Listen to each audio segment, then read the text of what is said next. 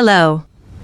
And welcome, you're here now, and that matters. This is the voice of melody, a place where emotions are heard, not hidden. If you've ever felt deeply, quietly, or in ways words couldn't explain, you belong here. Stay with me, and if this voice touches something inside you, subscribe, and let's walk this journey together.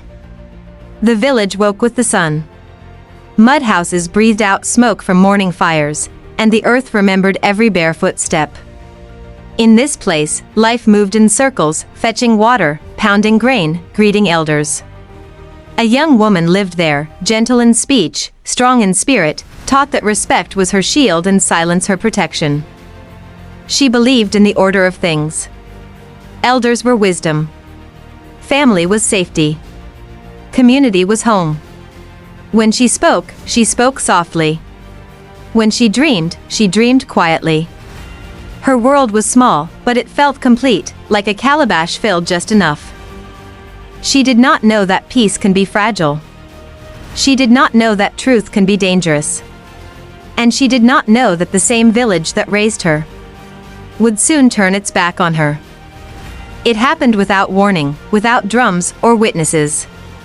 A man whose name carried weight crossed a line that should never be crossed. There were no loud screams, only a frozen heart and a soul breaking inside a body that still stood. Pain does not always shout, sometimes it sits quietly and waits. When she gathered her courage and spoke, her voice shook but her truth was firm. She went first to those closest to her, expecting comfort. Instead, she met fear. People will talk, they said. Think of the family, they whispered. Her pain became an inconvenience. Before the elders, she lowered her eyes and spoke with respect. But they did not ask how she felt. They asked who she was to accuse such a man.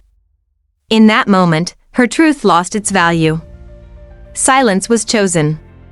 And the lie was welcomed. The village changed its face.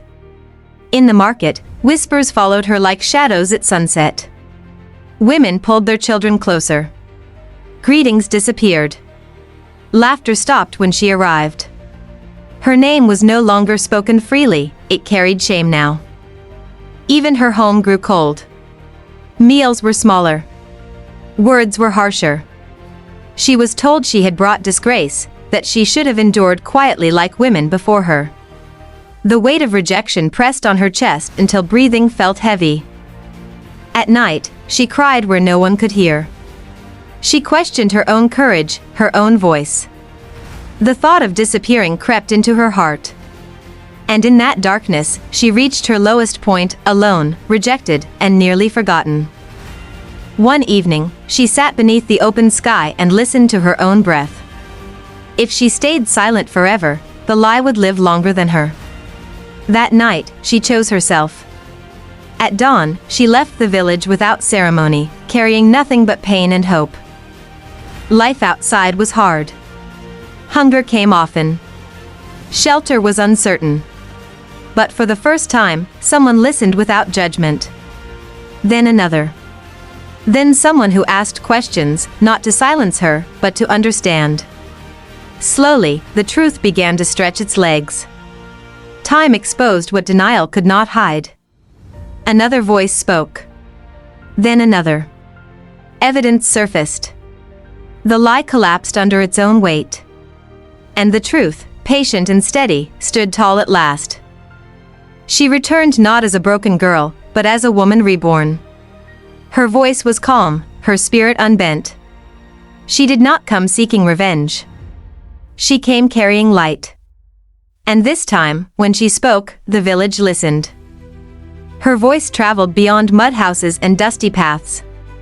It reached women who were afraid to speak, girls taught to endure in silence. And the lesson remained, echoing long after her footsteps faded. Truth may be silenced by a village, but it will always find the whole world to hear it.